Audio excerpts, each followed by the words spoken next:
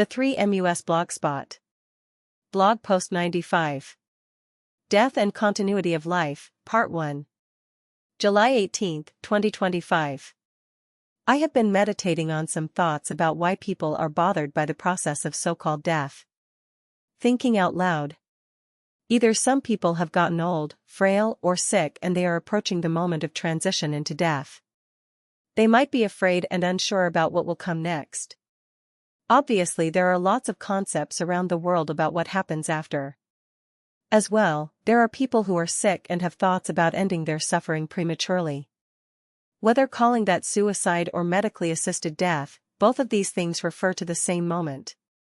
I'm thinking some of the uncertainty comes from the fact that even though we have all heard stories about people, miraculous visions during clinical death, heaven and hell, God, angels and so on.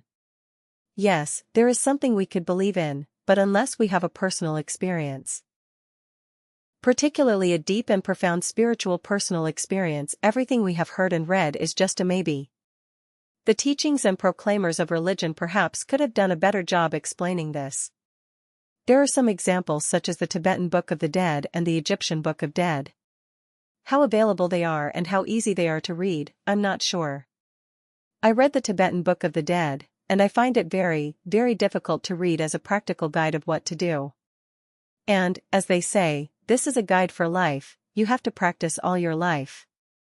Well, people don't want to do that. People want to live life on their own terms with themselves at the forefront, and then deal with death when the time comes. Yes, it's a very difficult matter to come to terms with so quickly.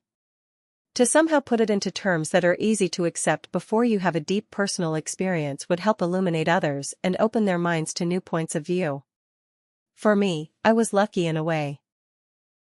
Due to some medical circumstances and transplants and post-transplant complications, I went through a spiritual awakening and I had access to the divinity and messages from angels, explaining what will happen when. I'm more at peace with myself thanks to my personal experience. And I haven't even gone through a stage where you're in a bad place and you start having thoughts about how to end the suffering. But that begs the question, how do you find personal experience? In my case, all my life I've tried to do the right things, work hard, take care of the family, pay a home, pay for my kids' education, pay for vehicles to go to work. Go to work, work hard, many, many years. And then right at the threshold of retirement, I got sick with an illness that currently doesn't have a cure. So this could put you in a situation of despair. It could take you to the lowest level you may have been in your life.